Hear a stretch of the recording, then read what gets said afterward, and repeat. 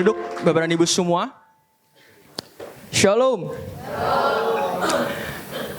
Kita hari ini kembali lagi bersekutu dan saya pikir langsung aja ya. Kita langsung bahas firman Tuhan. Karena tadi kalau di ibadah pertama sih kurang lebih hampir 1,5 jam firmannya. Enggak Bapak dan Ibu, enggak selama itu ya. Jadi kita hari ini tadi mukanya langsung, waduh, abis ini udah ada janji lagi nih Pak. Enggak ya. Kita hari ini bahas firman Tuhan, sebuah topik yang sangat penting, yaitu urgency. Oke, sedikit latar belakang Bapak dan Ibu. Jadi saya sebenarnya siapin topik firman ini udah dari 6 bulan yang lalu. Bayangin Bapak dan Ibu, 6 bulan yang lalu. Khususnya ketika saya lagi pergi sendiri waktu itu ke Australia untuk nyamperin cici saya. Salting langsung. Waktu itu saya samperin ke sana dan saya pergi sendiri Bapak dan Ibu. Jadi dari Jakarta ke Bali, transit dan langsung ke Melbourne, dan semua itu perjalanan saya sendiri. Dan di kesendirian saya itu, saya merenungkan sebuah hal, yaitu ini, urgency.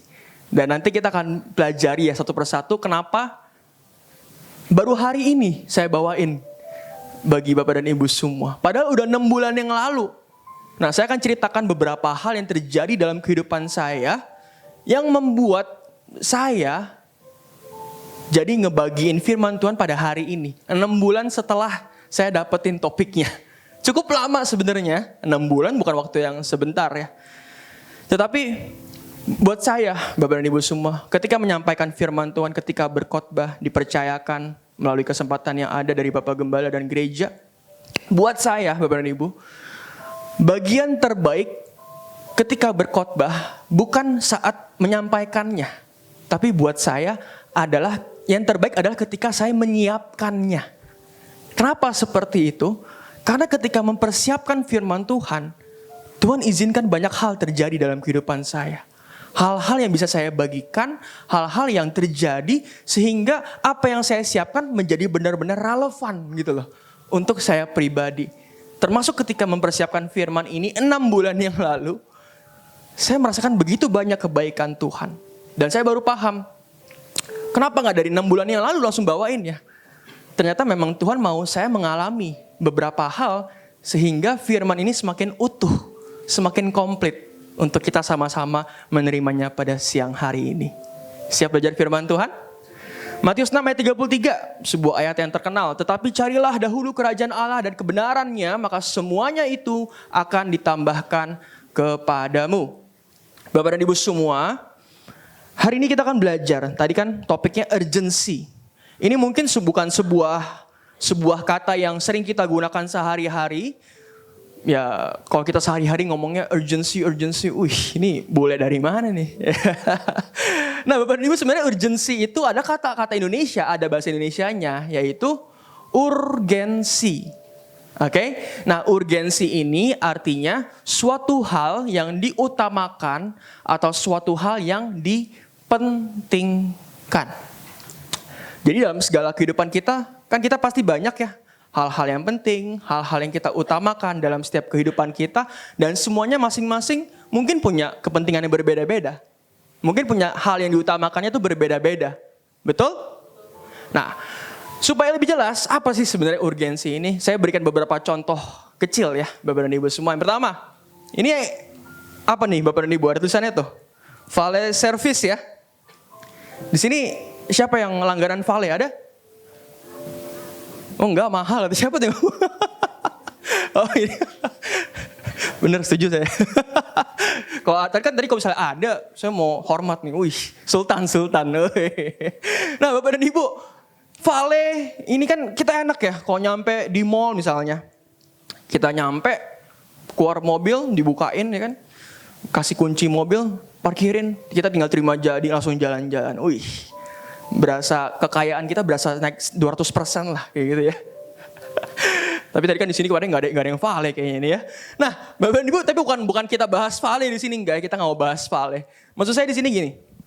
Kalau suatu hari misalnya kita ada janji ketemu dengan seorang klien misalnya ya, klien besar, dan ada suatu janji meeting, business meeting, kalau kita deal gitu ya, kalau kita goal bisa dapat untung ratusan juta. Nah, tapi posisinya kita udah mepet nih nyampe di mallnya. Misal janji 2.30, kita 2.25 baru masuk mall. Pertanyaan saya, kalau ada klien yang menjanjikan ratusan juta bagi setiap kita, kira-kira mau telat atau enggak datangnya? Kalau ke gereja? Bercanda, saya nggak menyinggung ya. Tapi kalau yang tersindir bertobat. Nah, pertanyaannya Bapak dan Ibu, kalau kita udah mepet 5 menit lagi harus janji, harus ketemu orangnya nih. Apalagi kalau kliennya udah kabarin, bro saya udah sampai. Waduh, kalau telat bisa nggak jadi, hilang nih ratusan juta, ya kan? Nah kalau kita di posisi tersebut, kira-kira saya mau nanya, mau vale apa enggak? Walaupun vale mahal ya, berapa sih sekarang vale? 50.000, 100.000, mau vale apa enggak? Walaupun mahal nggak apa? Wih, oh besok kalau mau vale kok ya? Siapa tahu ketemu klien ratusan juta. Nah, kenapa kita mau vale walaupun biasanya kita nggak mau? Karena ada suatu kepentingan, yaitu kita mau buru-buru supaya kita nggak telat ketemu klien kita.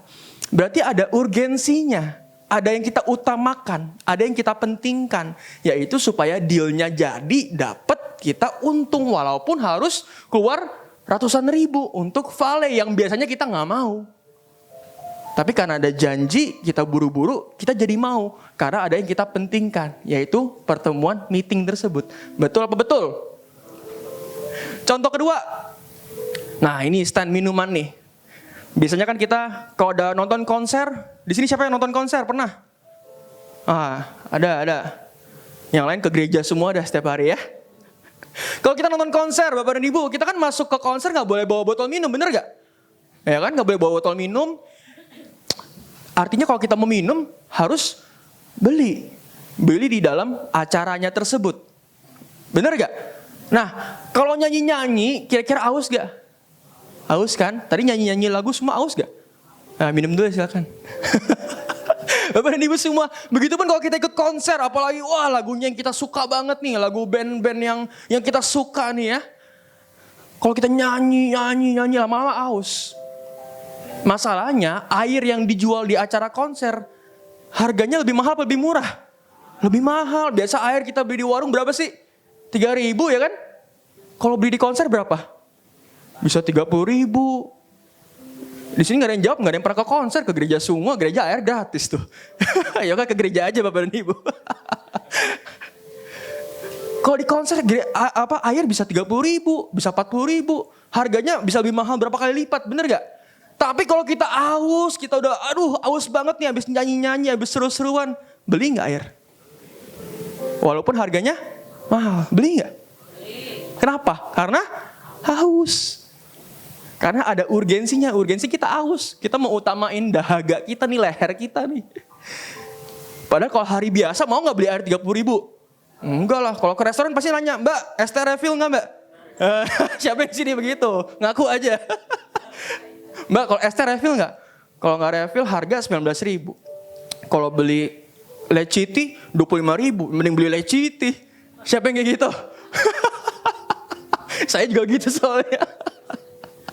Kemana-mana carinya refill, ya kan? Tapi kalau misalnya kita punya urgensinya, kita haus, kita butuh minum, mau semahal apapun kita beli apa enggak?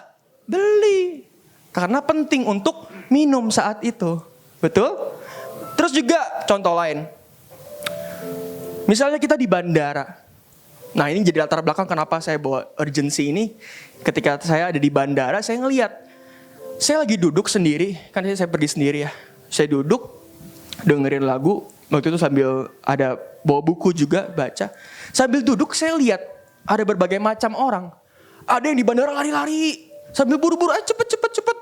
Itu rambut berantakan. Ya kan, muka kayak baru bangun. Ada juga tapi yang jalannya nyantai, bawa koper sambil minum kopi. Wih keren, udah kayak artis gitu ya. Tapi ada juga yang lagi tiduran. Tidurannya sampai nganga mulutnya.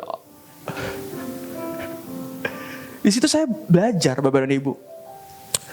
Bahwa setiap orang punya kepentingannya masing-masing. Kalau dia mepet jamnya, lari-lari, ya lari-lari lah. Daripada gak kekejar. Kalau dia masih lama, masih nyantai, ya jalan aja nyantai. Nikmatin kopi dulu. Tapi kalau flightnya masih besok, ya udah numpang tidur dulu deh. Nggak deh. Kenapa? Karena masing-masing punya kepentingannya sendiri-sendiri. Ada yang buru-buru ya lari. Yang nyantai ya nyantai aja. Yang masih lama ya udah tidur dulu. Ada yang salah dengan hal itu? Nggak ada. Semua punya kepentingannya masing-masing. Dan begitu pun setiap kita, Bapak dan Ibu semua. Dan dalam kehidupan kita, semuanya berhubungan. Urgensi kehidupan kita masing-masing. Contoh, saya pikir ini contoh yang paling relate dengan setiap kehidupan kita. Ketika kita bangun tidur, nggak usah jauh-jauh deh, tadi pagi nih ya. Tadi pagi bangun tidur. Hal pertama ketika kita bangun, kan kita melek dulu dong. Iya benar kan melek ya? Kok pada gini semua? Kan ketika kita bangun tidur kita melek dong. Ya kan? Nah, hal pertama yang dilakukan setelah bangun apa? Apakah langsung cari HP? Atau engkau cari Tuhan, duduk berdoa? Saya berdoa di hadapan Tuhan. Ini saya ngomong di depan nih, bohong. Habis saya. Tapi apa yang engkau lakukan pagi hari ini tadi ketika bangun tidur? Kalau urgensimu, kalau kepentinganmu, kalau yang engkau utamakan Tuhan, yang kita cari apa? HP atau Tuhannya? Tuhan. Dan ini gak cuma HP ya. Kalau kita bangun tidur kita langsung mikirin, aduh nanti gimana, aduh nanti kerjaan gimana, aduh nanti masalah ini gimana, ini belum selesai, anak gue, orang tua gue, mertua gue. Gimana kita mau menjalani kehidupan yang mengutamakan Tuhan? Bangun tidur aja langsung mikirin ini, itu. Langsung buka WA padahal gak ada yang nyariin. Langsung buka Instagram padahal gak ada apa-apa masih pagi. Tapi kalau engkau mengutamakan Tuhan, engkau langsung cari Tuhan. Duduk berdoa. Tuhan terima kasih. Bisa kembali bangun dengan tubuh yang sehat, tubuh yang segar, tubuh yang kuat. Serahkan seluruh kehidupan hamba hari ini. Tuhan yang ambil alih. Mengucap syukur. Amin. Mengutamakan Tuhan kan seperti itu. Kalau yang senyum-senyum berarti enggak nih. Yang senyum-senyum mungkin cari HP ya. Tapi gak apa-apa. Biar hari ini kita sama-sama belajar. Ya kan? Kita sama-sama dibentuk lewat firman Tuhan. Dan sekali lagi mengajarkan bahwa urgensi ini semua hal yang berhubungan dengan keseharian kita. Nah, Bapak dan Ibu semua. Maka sekarang pertanyaannya yang penting. Apa urgensimu hari-hari ini? Ketika engkau datang beribadah seperti saat ini, apa urgensimu? Apa yang kau pentingkan? Apa yang kau cari? Apakah Tuhannya atau berkatnya? Apakah yang kau cari pribadinya atau mujizatnya? Dan dalam setiap kepentinganmu, dalam setiap urgensimu, apakah ada Tuhan? Dan hari ini kita akan belajar bagaimana hal ini perlu kita pahami. Bahwa penting untuk kita mengutamakan Tuhan dalam kehidupan setiap kita. Sedikit intermezzo supaya sebelum kita lanjut ya. Yang jadi latar belakang juga kenapa saya dapat topik ini pas saya lagi pergi. Jadi saat itu pas lagi di pesawat Bapak dan Ibu ya. Di pesawat saya duduk sendiri. Di depan saya ada segerombolan ibu-ibu. Nih ibu-ibu jangan tersinggung ya. Ibu-ibunya gak ada di GBI Orchards pasti. Soalnya gini, ibu-ibunya kan kita dibagiin air gitu ya. Dibagiin snack, waktu itu dibagiin kacang. Baru dibagiin, belum dimakan.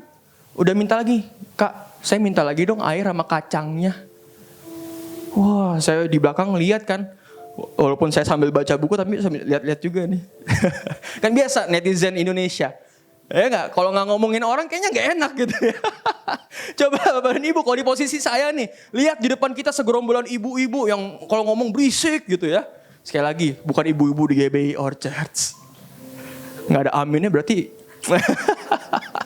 Nah, kalau coba kita di posisi, Bapak dan Ibu di posisi saya. Ngelihat di depan ada ibu-ibu di pesawat. Udah dikasih kacang, dikasih minum, diminum belum. Dikasih kacang makan belum, tapi udah minta lagi. Kira-kira yang di pikiran kita apa? Jujur-jujuran aja. Walaupun kita di gereja tapi gak usah sok rohani lah. Kira-kira kita pikirkan apa Bapak dan Ibu? Hah? Serakah, apa lagi?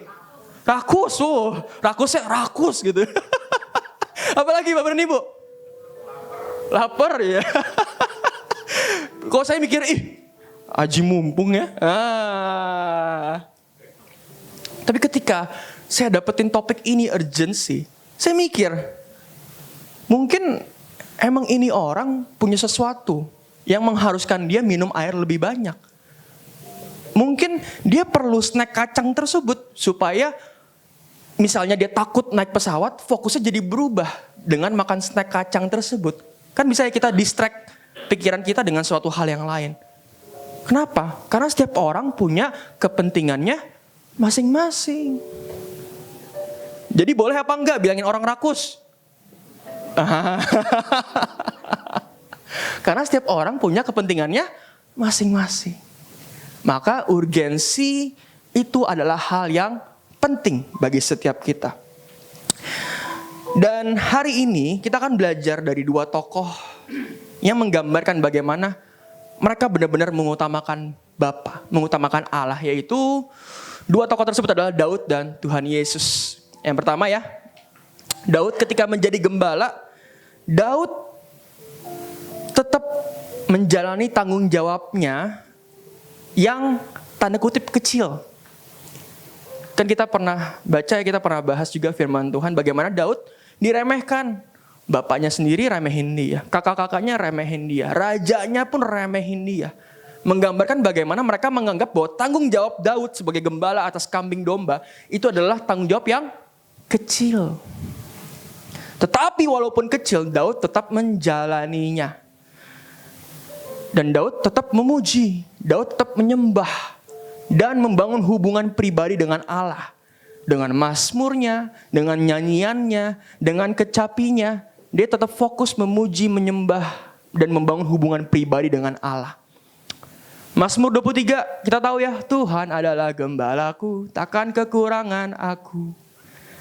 Itu mungkin memang gak ditulis ketika Daud menjadi gembala, tetapi saya sangat yakin bagaimana Daud menulis hal tersebut, ada andil dari pengalaman dia menjadi gembala.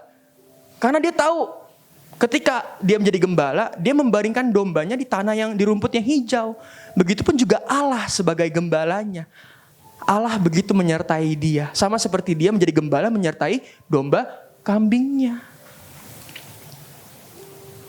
Jadi Daud benar-benar dalam kehidupannya, dia mengutamakan Allah. Urgensinya, kepentingannya adalah Allah. Dan Allah saja yang dia pentingkan. Dan lebih jelas lagi, di poin kedua, ketika Daud menjadi pelayan atas Raja Saul. Bapak dan Ibu, kita tahu Daud sebagai pengganti dari Raja Saul, karena Allah sudah tidak berkenan atas Raja Saul. Karena kesalahan-kesalahannya Saul sendiri. Roh Allah udah gak ada dalam Raja Saul. Tetapi Daudlah yang diurapi oleh Nabi Samuel untuk menjadi raja, penggantinya. Tapi kita kan tahu, apakah Daud langsung naik jadi raja? Enggak. Enggak segampang itu. Kan ada lagunya ya. Pernah tahu gak nih? Pernah taunya ku nyanyi Hosana, semua taunya ya. Nah Bapak dan Ibu semua, ketika Raja Saul udah gak ada roh Allah, Raja Saul sering kerasukan. Nah akhirnya dicari seorang yang bisa bermain kecapi dan adalah Daud. Posisinya Daud sudah diurapi untuk menjadi raja. Artinya Daud tahu bahwa gue akan jadi raja selanjutnya atas bangsa Israel. Tetapi ketika Raja Saul meminta dia untuk memain kecapi, Daud tetap melakukannya loh. Daud tidak ambisius. Daud tetap sangat rendah hati. Dan dia sadar akan posisi dan tanggung jawabnya. Dia tetap melayani rajanya dengan baik. Karena dia menghormati rajanya. Dia menghormati orang yang diurapi Tuhan. Supaya lebih jelas di ayatnya. Saul bilang, cariin dong orang yang bisa main kecapi. Dia kerasukan. Dan akhirnya ada anak Isai. Dia pandai main kecapi, pahlawan yang gagah perkasa, prajurit, pandai bicara, elok perawakannya, dan yang paling penting apa? Tuhan menyertai dia. Tuhan menyertai Daud. Maka ketika Daud bermain kecapi untuk Saul, ketika Saul kerasukan, Saul merasa damai. Karena Daud bermain kecapi. Bukan karena pemain kecapinya, tetapi karena Tuhan yang menyertai Daud. Dan kita lihat di ayat 10-nya dari pasal 18. Keesokan harinya roh jahat yang daripada Allah itu berkuasa atas Saul. Sehingga ia kerasukan di tengah-tengah rumah. Sedang Daud main kecapi seperti sehari-hari. Berarti Daud udah biasa mainin kecapi untuk Saul. Bukankah Daud seorang pelayan yang baik bagi rajanya? Padahal ingat, posisinya Daud udah diurapi untuk menjadi raja. Sekarang gini Bapak dan Ibu. Kalau kita udah diurapi jadi raja, kita tahu kita akan menjadi raja. Dan kalau urgensi kita yang kita utamakan adalah untuk menjadi raja, mau nggak kita melayani lagi? Mau nggak kita mainin kecapi lagi buat raja? Mau ngapain? Udah diurapi jadi raja kok. Masa jadi pelayan lagi? Bener gak? Kalau kita pikir secara logika manusia, untuk apa kita melayani raja lagi? Loh, kita akan jadi raja kok. Tetapi Daud berbeda. Urgensi Daud adalah Allah. Dia mengutamakan Allah. Kalau Daud urgensinya dari awal untuk menjadi raja, dan dia tahu dia akan menjadi raja, yang dia lakukan bukan melayani raja. Yang dia lakukan apa? Dia belajar perang. Dia belajar militer. Dia belajar taktik-taktik. Karena yang dia utamakan adalah dia jadi raja. Tapi karena urgensi Daud bukan menjadi raja, tetapi urgensi Daud adalah untuk mengutamakan Tuhan, maka dia melakukan apa yang menjadi kehendak Allah, bukan kehendak Daud. Keren ya? Dan bahkan lebih jelas lagi di poin ketiga, yaitu ketika Daud memiliki kesempatan untuk membunuh Raja Saul. Ada 2 kali kesempatan jelas bagaimana Daud sangat bisa untuk membunuh Saul. Yang pertama di Gua En-Gedi. Di gua tersebut ketika Saul lagi ditusai membuang hajat, yang dilakukan Daud bukan ngebunuh, tetapi cuman memotong puncak jubahnya Saul. Lalu di perkemahan Saul di Bukit Hakila 1 Samuel 26. Saul posisi lagi tidur, di sebelah palanya ada tombak. Itu tinggal dicabut, cek, pindahin dikit, tancepin lagi. Jadi raja deh Daud. Tapi Daud gak melakukan itu. Daud ambil tombaknya dan dia pergi. Sekali lagi, kalau urgensi Daud adalah menjadi raja, bukankah gampang? Dia udah diurapi. Raja yang ada tinggal dibunuh. Jadi raja deh naik. Kalau kita secara manusia mungkin kita pikir seperti itu ya. Tetapi Daud enggak. Kenapa? Karena sekali lagi, urgensi Daud adalah Allah. Dia mengutamakan Allah. Ayatnya di 1 Samuel 24 ayat 5-8. Kita lihat bagaimana orang-orangnya Daud kompor-komporin tuh. Telah tiba hari yang dikatakan Tuhan kepadamu, sesungguhnya aku menyerahkan musuhmu ke dalam tanganmu, dan seterusnya. Jadi ada orang-orangnya Daud yang manas-manasin. Ayo bunuh aja. Ini kehendak Allah nih. Ini jalannya Tuhan buka nih untuk kamu menjadi raja. Mungkin kalau saya pikir seperti Adam dan Hawa ya.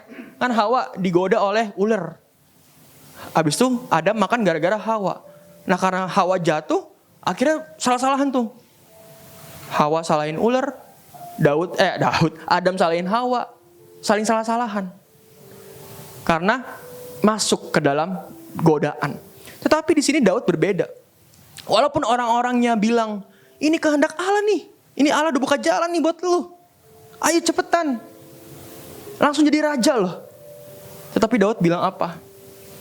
Daud cuman memotong puncak jubahnya dengan diam-diam. Karena dia tahu bahwa Saul adalah orang yang diurapi Tuhan. Daud potong jubah aja, hatinya udah berdebar-debar Bapak dan Ibu. Kenapa? Karena dia tahu orang yang diurapi Tuhan gak boleh diganggu. Dia menghormati. Dan bahkan dia juga mencegah orang-orangnya. Dia gak mengizinkan mereka untuk menyerang Saul. Sementara itu Saul bangun meninggalkan gua itu untuk melanjutkan perjalanannya. Nah ini saya garis bawahi karena menurut saya ini cukup lucu nih Bapak dan Ibu. Jadi Saul lagi di perjalanan, sebenarnya bisa dibunuh, tetapi Daud lepasin supaya Saul bisa lanjutin perjalanannya. Saya mau tanya, perjalanan Saul lagi ngapain? Perjalanan Saul adalah untuk membunuh si Daudnya. Jadi secara nggak langsung Daud biarin Raja Saul untuk melanjutkan perjalanannya yang lagi membunuh dia sendiri. Kalau kita pikir secara logika manusia, apakah kita akan seperti itu? Kayaknya enggak ya. Ya enggak sih? Tapi sekali lagi, urgensi Daud adalah Allah. Dia mengutamakan Allah. Dia tahu Allah gak pernah meninggalkan dia. Dia tahu Allah adalah gembala dia. Allah selalu beserta dengan dia. Makanya dari sini kita bisa belajar bagaimana Daud begitu luar biasa. Begitupun juga kejadian yang kedua, bagaimana Saul lagi tidur, Bapak dan Ibu. Namanya lagi tidur, kan udah nggak tahu dong terjadi apa. Lagi tidur, ini ada yang tidur nggak di sini nih? Jangan ya, jangan ya deh ya. Ayo dong. Bisa lagi tidur nih Saul. Udah tidur, di sebelahnya ada tombak. Seperti yang saya bilang, ini tinggal dicabut dikit, geser dikit, tancepin jadi raja deh. Gampang gak? Gampang ya. Bahkan orangnya Daud bilang apa? Izinkanlah kiranya aku menancapkan dia ke tanah dengan tombak ini. Abisai orangnya Daud aja bilang, udah kalau lu gak mau, kalau lu takut dosa, gue yang ngelakuin. Segitunya. Tapi Daud bilang apa? Jangan musnahkan dia, sebab siapakah yang dapat menjamah orang yang diurapi Tuhan. Daud gak mau. Tetapi yang dilakukan adalah, ambillah sekarang tombak yang ada di sebelah kepalanya dan kendi itu. Sekali lagi, karena urgensi Daud adalah mengutamakan Allah, bukan untuk menjadi raja. Bukankah ini sebuah poin yang sangat bagus, mengajarkan setiap kita bahwa utamakanlah Allah, utamakan kehendaknya, bukan kehendakmu. Nah, Bapak dan Ibu semua, itu dari Daud. Ada 3 hal yang kita pelajari dari dia. Lalu dari Tuhan Yesus, ketika Tuhan Yesus dicobai oleh iblis di padang gurun, Matius 4 ayat 1-11, kita tahu kisahnya. Tuhan Yesus dicobai, suruh ubah batu jadi roti, suruh jatuhin diri, dan suruh menyembah iblis supaya diberikan kekuasaan. Tetapi Tuhan Yesus menjawab 3-tiganya dengan ada tertulis, ada tertulis, ada tertulis. Ayatnya supaya lebih jelas. Jika engkau anak Allah, perintahkanlah supaya batu-batu ini menjadi roti. Tetapi ada tertulis, manusia hidup bukan dari roti, tetapi dari setiap firman Tuhan yang keluar dari mulut Allah. Lagi, jika engkau anak Allah, jatuhkanlah dirimu. Tuhan Yesus bilang, ada pula tertulis. Terakhir, semua itu kerajaan kekuasaan dunia akan diberikan jika engkau sujud menyembah aku di sini iblis. Dan Tuhan Yesus bilang apa? Ada tertulis. Bapak dan Ibu, ini ada tertulis apa sih maksudnya gitu ya? Ada tertulis berarti Tuhan Yesus menggunakan firman Allah untuk menjawab pencobaan dari si iblis. Dan yang menggunakan ada tertulis bukan Tuhan Yesus doang, tetapi iblis juga loh. Nah, kita lihat gak? Jika engkau anak Allah, jatuhkanlah dirimu ke bawah. Sebab ada tertulis. Artinya saya mau nanya, iblis tahu gak firman Allah? Tahu ya? Iblis tahu loh ada tertulis, berarti iblis tahu firman Allah. Kita tahu gak firman Allah orang-orang percaya? Tahu ya? Kalau kita gak melakukan firman Allah, kita? Bukan saya ngomong ya.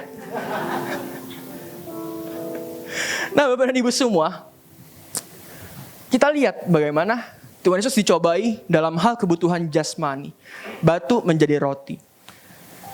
Tuhan Yesus dicobai dalam hal iman untuk menjatuhkan diri. Begitupun juga dalam kekuasaan duniawi, godaan.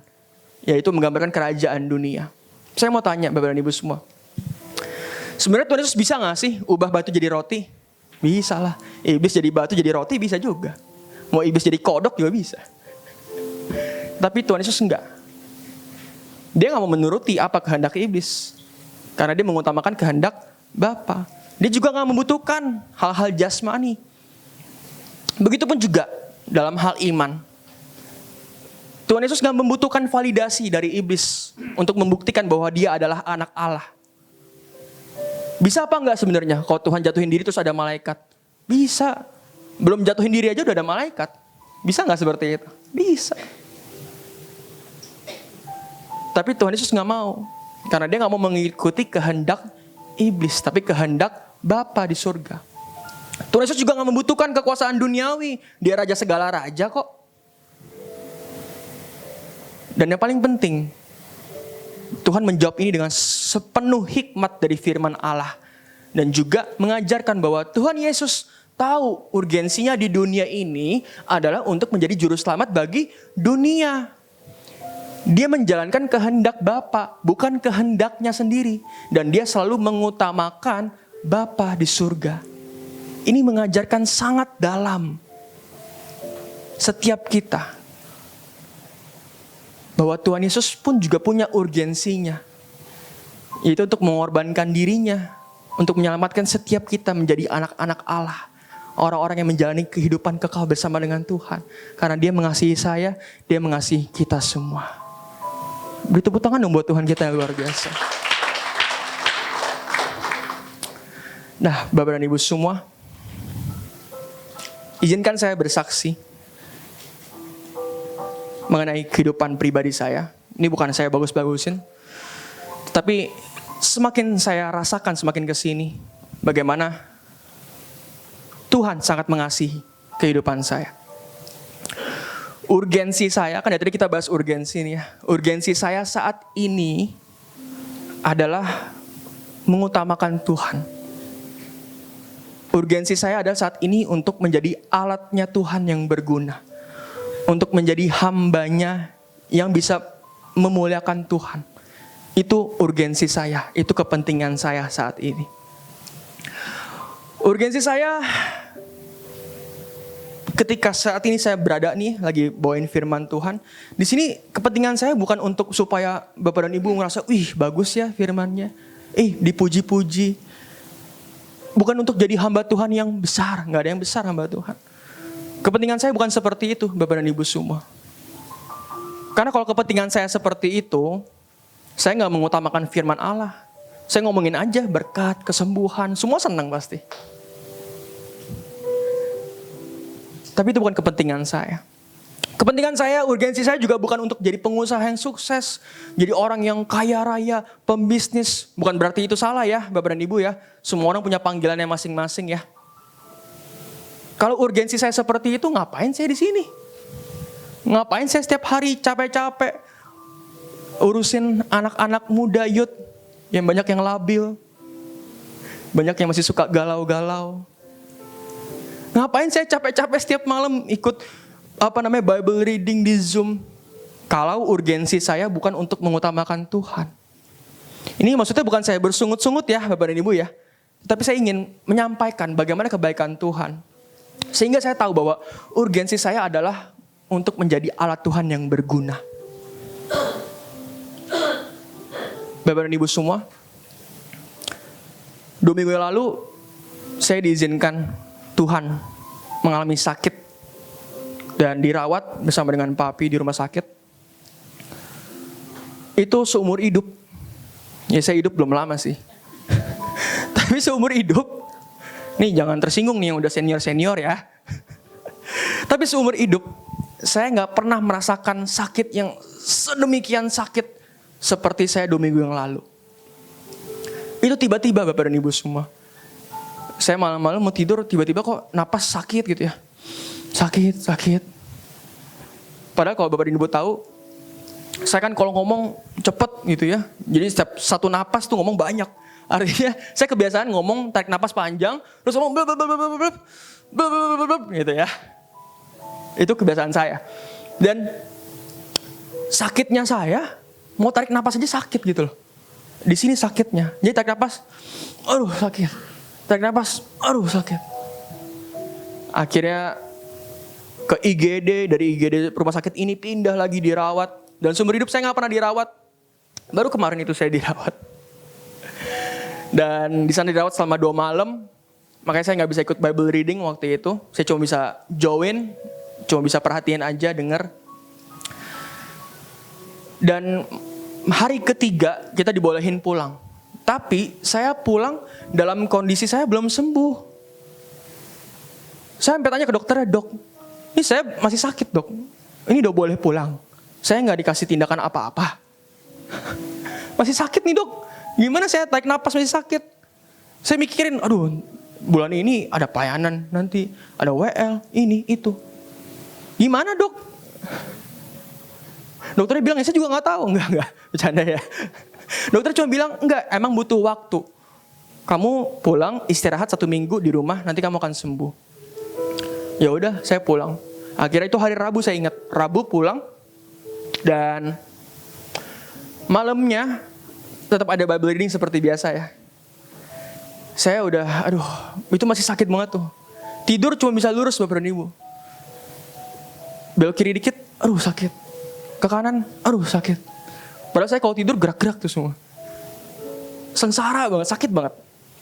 Tapi dalam kesakitan saya, di malam itu Bible reading and discussion di Zoom, saya tetap mencoba untuk menyampaikan apa firman dan sharing saya gitu ya.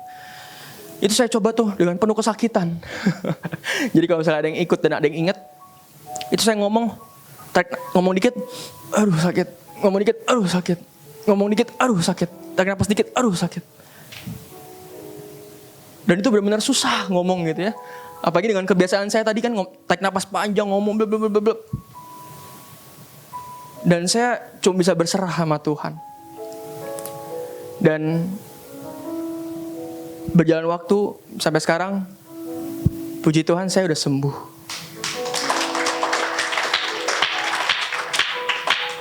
Dan selama sakit tersebut, anehnya Bapak dan Ibu ya, saya gak merasakan sedikit pun takut.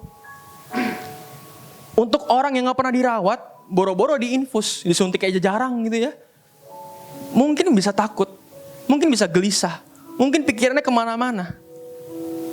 Saya gak takut karena saya tahu ada Tuhan yang beserta saya. Ada Tuhan yang menolong saya. Ada Tuhan yang menyembuhkan saya. Sekarang udah pulih total, udah gak minum obat. Napas udah enak. Tidur udah bisa guling-guling semua. Dan makanya ini udah bisa ngomong-ngomong kenceng gini ya. Satu hal yang pasti, urgensi saya cuma mengutamakan Tuhan. Saya cuma menjadi alatnya Tuhan yang berguna bagi kerajaan Tuhan. Itu doang. Saya pas kecil, Bapak dan Ibu semua. Ini gak ada, om saya gak ada ya. Gak ada ya. Nah, dulu pas kecil, saya sekitar umuran SD lah ya. Saya kalau kan sering pergi makan keluarga, entah itu makan di rumah keluarga atau di luar dan sebagainya. Saya pas kecil selalu punya pikiran seperti ini. Ngapain sih makan di luar? Ngapain sih makan harus rame-rame gini? Kan makan doang di rumah juga bisa. Itu saya pas kecil. Tapi sekarang kalau saya diajak makan, saya suka Bapak dan Ibu. Jadi kalau mau ajak makan boleh ya. Itu saya dulu pas kecil mikir seperti itu. Ngapain makan di luar, saya gak suka berinteraksi dengan orang lain. Pusing. Soalnya paling kecil di sana, diledek-ledekin, diisongin gitu. Dan itu pas saya kecil. Tapi ketika makin kesini, makin dewasa, makin saya tahu panggilan saya, urgensi saya, bagaimana mengutamakan Tuhan. Tuhan yang mengubahkan saya loh, perlahan-lahan. Saya cuma bisa bilang, ya Aba, Bapa, ini aku anakmu, layakkanlah seluruh hidupku. Ya Aba, Bapa, ini aku anakmu, pakailah sesuai dengan rencanamu. Saya cuma bisa bilang, Tuhan, saya berserah. Tuhan mau saya ngapain terserah. Yang penting saya jadi alat Tuhan yang berguna. Yang penting saya jadi hamba yang berguna. Yang bisa terus memuliakan Tuhan. Yang bisa terus menyenangkan hati Tuhan. Yang bisa memenangkan banyak jiwa. Yang bisa membawa orang-orang semakin dekat dengan Tuhan. Dan nama Tuhan yang selalu dipermuliakan dalam kehidupan saya. Ini kehidupan saya. Dan Tuhan mengubahkan kehidupan saya. Tuhan gak cuma ubah kehidupan saya, tapi juga bisa kepada Bapak dan Ibu semua. Dia Tuhan yang sama kok. sama-sama Tuhan yang kita sembah. Tapi bagaimana mindsetmu, pola pikirmu, urgensimu, apakah ada Tuhan? Apakah engkau mengutamakan Tuhan? Itu yang harus kita pahami. Maka sekali lagi, apakah urgensimu hari-hari ini? Apakah urgensimu ketika engkau datang beribadah saat ini? Apakah ada Tuhan dalam urgensimu?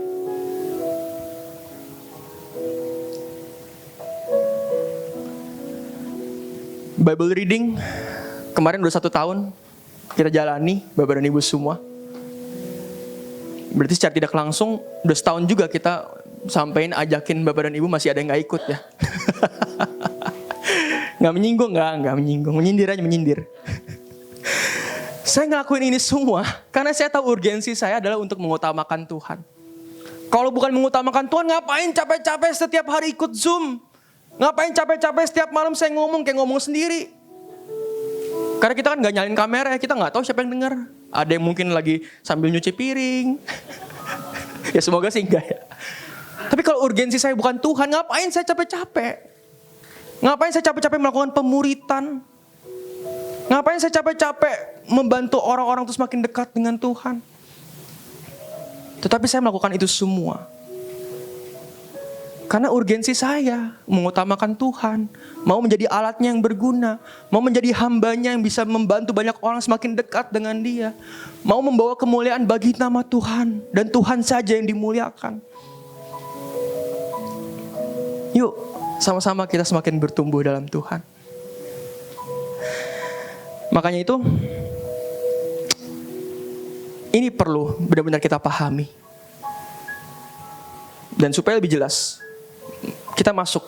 Kenapa kita harus tahu urgensi masing-masing? Yang pertama, ini ada gambar pit stop, Bapak dan Ibu semua. Pit stop ini kalau orang balap mobil, ya, jadi kan sekali-sekali ada tuh masuk ke istilahnya bengkelnya lah, tapi bengkel cepatnya ya. Mungkin untuk kencengin baut, ban, apa dan sebagainya. Kalau di pit stop itu ada berapa banyak orang ya? Di sini ada 1, 2, 3, 4, 5, 6, 7, 8, 9, 10, 11. Ada 11 orang. Nah 11 orang ini harus tahu perannya masing-masing apa. Harus tahu apa yang penting bagi masing-masing perannya. Walaupun mungkin perannya cuma kencengin baut dong yang kita juga bisa. Walaupun mungkin perannya cuma misalnya apa ya? Ngelap-ngelap keringet pembalapnya misalnya. Tapi kalau misalnya ada yang menjalani kepentingannya, itu jadi kacau tuh. Kalau ada yang menjalani kepentingannya kencengin ban, itu badannya copot. Walaupun mungkin kepentingannya itu hal kecil, tetapi kalau kita tahu urgensi kita, maka kita tahu apa yang harus kita pentingkan dalam kehidupan kita. Sama seperti orang-orang yang bekerja di pit stop ini, dia tahu tugasnya adalah kencengin ban, jadi kencengin ban. Gak usah pusingin yang lain, karena yang urusin setir udah ada orang lain lagi. Yang urusin mesin udah ada orang lain lagi. Pentingin apa yang harus memang kita pentingkan dalam kehidupan kita. Yang kedua, ini ada gambar orang digunting rambut. Kita kalau tahu urgensi kita, maka kita juga bisa fokus terhadap hal-hal yang memang perlu difokuskan. Ketika saya gunting rambut, saya kan ada jadi member salah satu tempat gunting rambut ya. Jadi kita bayar sekali, boleh gunting rambut setahun, bebas tuh setiap hari. Sampai udah gak ada yang digunting juga boleh digunting katanya. Dan saya waktu itu iseng nanya, ngobrol-ngobrol karena sambil digunting. Mas, emang nih kalau member begini, bayar sekali, terus gunting setiap hari, emang salonnya barbernya untung ya, barbershopnya untung? Dia bilang, wah, saya nggak tahu tuh mas. Saya nggak mikirin juga sih. Yang penting saya potong rambut kepala orang, potongannya bagus, customer senang, saya dapet tip, pulang deh. Saya nggak mikirin barbershopnya untung apa enggak. Saya bilang, iya juga ya, ngapain dipikirin untung apa enggak ya. Yang penting dia dapat gaji, yang digunting rambutnya senang, pulang beres. Ini mengajarkan saya loh, oh iya ya. Berarti si barber ini fokus aja sama hal-hal yang memang perlu difokuskan. Memang bagian dia ya dia fokus bagian dia aja. Kerjaan dia untuk potong rambut ya dia fokus potong rambut. Nggak usah mikirin untung apa enggaknya, balik modal apa enggak.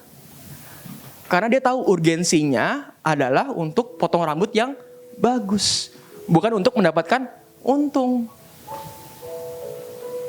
Maka kalau kita tahu urgensi kita bisa fokus terhadap hal-hal yang memang perlu kita fokuskan dalam kehidupan kita. Yang ketiga, bertanggung jawab akan hal-hal yang memang perlu dipertanggungjawabkan. Ini gambar gitar. Dari pengalaman saya sebagai pemain gitar, untuk kita latihan, itu memang butuh waktu, butuh konsistensi, butuh komitmen, dan itu gak mudah. Saya selalu bilang kalau saya ngajar orang, kalau latihan, jangan sebulan cuman sekali. Walaupun sekali itu kamu latihan 8 jam sehari, ya udah kayak orang kerja tuh. Sehari 8 jam. Tapi besok-besoknya selama sebulan gak latihan lagi. Mendingan kamu latihan sehari 15 menit aja. Tapi kamu ngakuin itu setiap hari. Besok latihan lagi, besok latihan lagi, besok latihan lagi, besok latihan lagi. Kenapa? Karena untuk kita bisa memiliki sebuah gitar, kita punya tanggung jawab loh. Supaya kita latihan, supaya kita memaksimalkan tanggung jawab yang udah dipercayakan.